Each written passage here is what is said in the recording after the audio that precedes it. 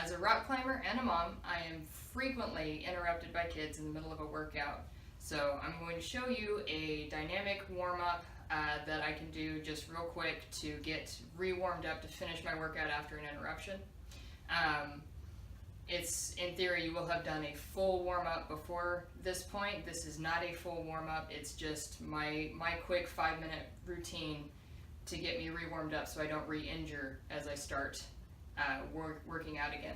So to build general heat, I do jumping jacks, generally somewhere between 20 and 50, depending on how cold I got during whatever crisis the kids had me go save them from.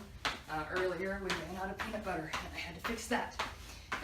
So once my body has generated some heat, my shoulders are loose, my hips feel good, my heart rate is up just a little bit, there's some heat coming. I'm going for feel, not necessarily for amount. So once I feel kind of good and loose, rock climbers use their hands. I do finger fans to loosen up my fingers. And while I'm doing that, I keep my neck busy, warming that up. Circles, anywhere I feel tight or loose, I'll kind of roll that area some more to get everything moving the right way, or fluidly, I guess. So fingers feel good. Now I do wrist circles, get the blood moving in the wrists. Again, I'll sometimes do between 15 and 20 of these, both directions, just getting movement in it. Once you've gotten the blood moving, nice little stretch on the forearms, front and back, good. Then arm circles, I'll usually do 8 to 15 direction on the arm circles.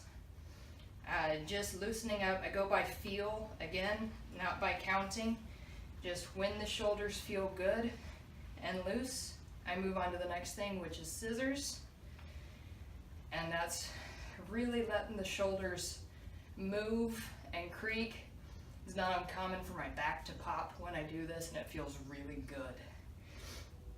And my shoulders feel good. I do a bind to fully open up the shoulders and the chest. If you can do a bind, fantastic. Not everybody can. So you can use a tool, kind of help grab, stretch as you need to.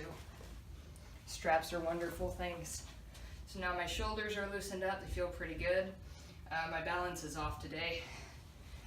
Leg swings are a really good way to warm up the leg area, front and back, side to side, just until it feels good. And hurdles, kind of loosening up the outer hips, groin area, getting some blood flowing into those major muscle groups. And both sides, always work both sides until they feel about the same. When you're working out, you work both sides equally. When you're warming up, just want to make sure you don't have any kinks. So you stretch and you move until they feel the same. Hurdles.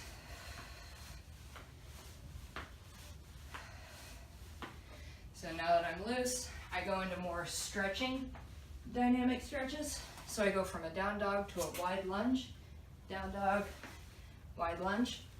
Sometimes I do 4 or 5 or 8, just depends on how cold I got. Sometimes I do 2, just depends. So now that my back is stretched and my legs are stretched a bit, I'm gonna go for hip flexors and hamstrings, which I do with a crescent lunge and a cat lunge. When I do crescent, my foot is flat, more stretch, kind of leaning back. When I do cat, my toes are tucked, leg is straight, and my hips are even, and I'm kind of leaning over it. So, crescent, cat, and always do both sides even if you might not need as much on one side versus another. Again, you're just getting loose. So that feels good. Now we need to do outer hips and glutes, which I do a combination of a lizard pose. It can go as low as you're comfortable. For some people it's here. For some people it's, goodness, I can't do that, way down there. So lizard pose to a sleeping pigeon. You just roll that leg over and lower the chest down. Lizard, pigeon. So that'll work your outer hips and your glutes. And then both sides. Lizard, pigeon. Lizard, pigeon. Hips are feeling good. My lats need more stretching. I can feel it. So I go into a child's pose. And right now I'm just kind of resting. But if I isometrically pull the mat back, it will stretch my lats. So that's a stretch. And it doesn't look like you're doing much, but it feels really good. And obliques need some work. So we do that by going side to side in our child's pose. And just kind of stretching into it.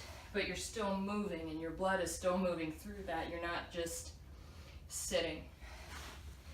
That's static stretching, which is not good for a warm-up. Stretch the groin area. I like to do this wide seated fold, and I'm not bouncing and doing an aggravating stretch. I'm just kind of gently moving through it, and I'll do twists. That's a little bit better dynamic movement, and you go a little bit further every time because you're loosening up and warming up. And you don't, I mean, not everybody can do this, obviously. I mean, just go wherever you're comfortable, wherever is a good stretch for you. And you get, I've got really tight IT bands, and I need to stretch those regularly. And the best way for me to stretch those is by cross-legged toe touches. So back and forth, you just kind of walk forward until it doesn't hurt anymore. And that's when I know I've warmed up my IT bands enough.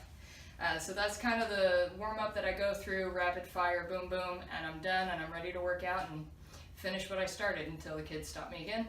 Then I start all over. Hope it helps.